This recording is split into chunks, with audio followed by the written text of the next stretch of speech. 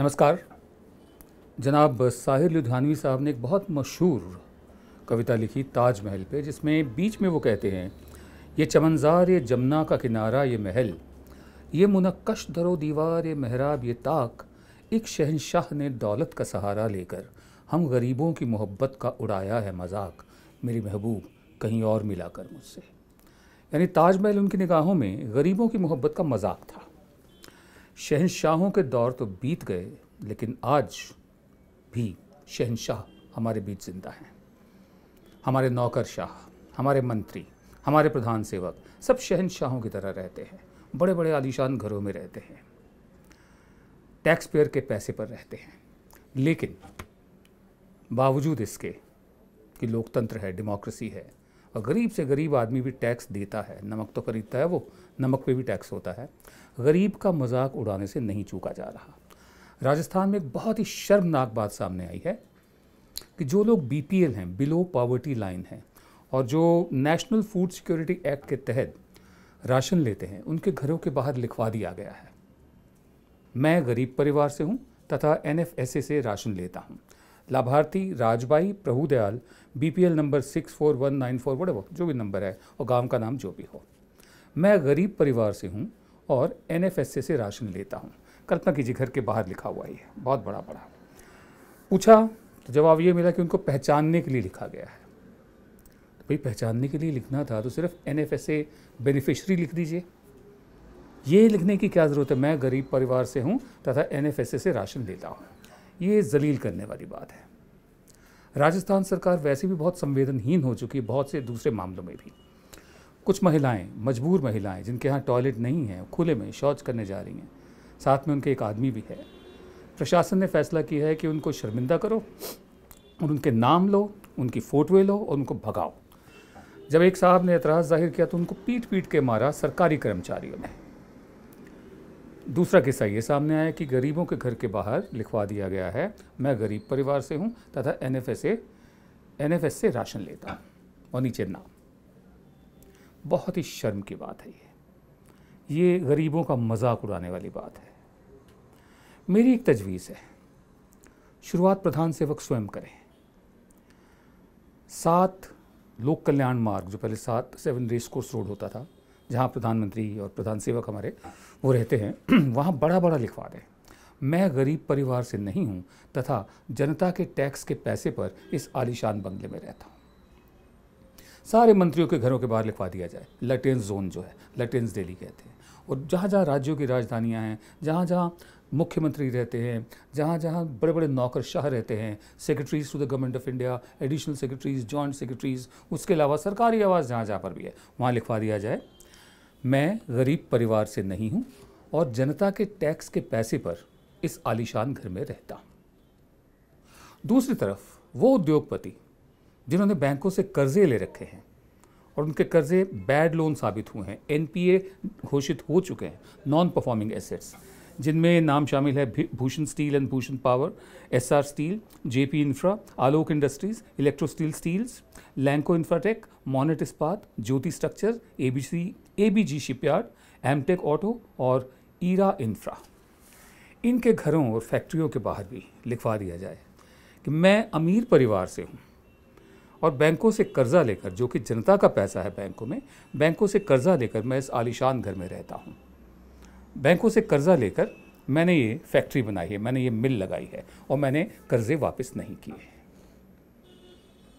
अब पता नहीं शर्म हया नाम की कोई चीज़ बची है या नहीं, लेकिन इतना ज़रूर दिख रहा है कि बेशर्मी की जो अगली हद होती है वो बेहयाई होती है, बेहयाई की अगली हद होती है ढीठपन, वो ज़रूर दिख रहा है।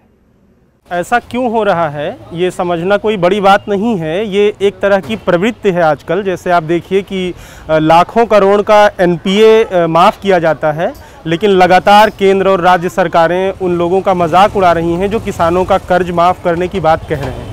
ये वैसा ही है कि जैसे एक रोटी चुराने वाले को 35 साल के लिए जेल में डाल दिया जाए, लेकिन 1 लाख करोड़ रुपए कर्ज लेकर के उसको नहीं लौटाने वाला या उसको अपने को दिवालिया घोषित कर देने वाला व्यक्ति बाकायदा सम्मानित होता है। तो ये कोई बहुत ज़्यादा हैरानी की बात नहीं है। और आप देखिए कि जो पीडीएस सिस्टम है आपका, वो सबसे ज़्यादा करप्शन वाला एक डिपार्टमेंट है। और उसको करप्शन करने वाले कौन लोग हैं, इसमें ऑफिशियल शामिल होते हैं, अधिकारी शामिल होते हैं, पंचायत स्तर से लेकर के ज़िला स्तर तक और या उसके ऊपर भी वही लोग हैं अधिकारी जो मरे हुए लोगों के नाम या जो अस्तित्व में ही नहीं है उनके नाम लिस्ट में शामिल करके और वो पीडीएस का जो अनाज है या पैसा है उसको हड़प जाते हैं। तो सिस्टम को पारदर्शी बनाने की जगह गरीबों को ही, जो उसके लाभार्थी हैं, उन्हीं को अपमानित करने का ये तौर तरीका जो अपनाया गया है, ये बहुत ही विडंबनापूर्ण है। भारत सरकार ने एक टारगेट, लक्ष्य बनाया है कि सन 2022 तक 1,75,000 मेगावाट बिजली हवा से, सौर ऊर्जा, सोलर पावर से, बायोमास से बनाई जाएगी और 5,000 वाट बिजली छोटे छोटे जो हाइड्रो प्लांट होते हैं उनसे बनाई जाएगी। और इसका टारगेट रखा गया 2022। अगर तो भारत सरकार इस टारगेट को, इस लक्ष्य को पूरा करने में कामयाब होती है तो 3 लाख नई नौकरियां बनेंगी। फिलहाल सिर्फ 21,000 लोग, ये जो इस तरह से बिजली बनाई जाती है हवा से या सोलर एनर्जी से और दूसरे ज़रिए से, अभी तक सिर्फ 21,000 लोग उनमें शामिल हैं, उनमें काम कर रहे हैं। लेकिन अगर 2022 तक भारत सरकार अपना लक्ष्य पूरा कर लेती है तो 3 लाख नई नौकरियां निकलेंगी। अब ये सरकारी तंत्र पर है, सरकारी चुस्ती पर है कि क्या वो सन 2022 तक इस लक्ष्य को पूरा कर पाएगी। नौकरियां वैसे ही जा रही हैं। नोटबंदी के गलत कदम के कारण कल कारखाने भी बंद हो रहे हैं, बिजनेसेस शांत हो रहे हैं, ढीले पड़ रहे हैं, अर्थव्यवस्था हमारी बहुत ढीली पड़ रही है और भी धीमी होने की संभावना है। ये पार्लियामेंट्री स्टैंडिंग कमेटी का भी कहना है, स्टेट बैंक ऑफ इंडिया का भी कहना है, दूसरे एक्सपर्ट्स का भी कहना है। अभी जीएसटी लागू होने जा रहा है, उसकी कामयाबी कब तक स्थापित होगी ये भी देखना बाकी है, क्योंकि बहुत कुछ ऐसी बातें हैं जो अभी नहीं हुई हैं, तैयारियां नहीं हुई हैं। बिल्कुल नोटबंदी की तरह जीएसटी को भी लाया जा रहा है, लेकिन इतना फ़र्क है कि समय दिया जा रहा है कि आपको कुछ अरसा दिया जाएगा, फ़ौरन आप पर पीनल एक्शन नहीं लिया जाएगा। ऐसे में नौकरियां बहुत ज़रूरी हैं। नौजवान तबका आजकल सिर्फ लिंच मॉब में तब्दील हो रहा है, कांवड़ियों में तब्दील हो रहा है, बेरोज़गार है, बजाय इसके कि एक मास इलेक्टोरल ब्राइबरी इलेक्शन से ठीक पहले यूबीआई अनाउंस करके यूनिवर्सल बेसिक इनकम की अनएम्प्लॉयमेंट डोल है जो इलेक्शन के टाइम पर ब्राइबरी माना जाएगा, रिश्वत माना जाएगा। बजाय इसके बेहतर यही होगा कि नौजवानों को अपने पाँव पर खड़ा करने के लिए जो काम होने चाहिए उन पर ध्यान दिया जाए, तवज्जो दी जाए।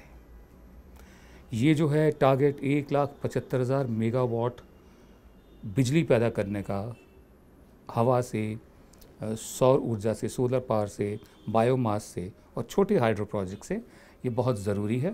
प्रधान सेवक से हम यही उम्मीद करेंगे कि अब इलेक्शन के मोड से निकल आएँ और डिलीवरेबल्स जो उन्होंने खुद कहे थे अपने मंत्री को बुलाकर, उसकी तरफ ध्यान दें। अभी भी 2 साल बाकी हैं।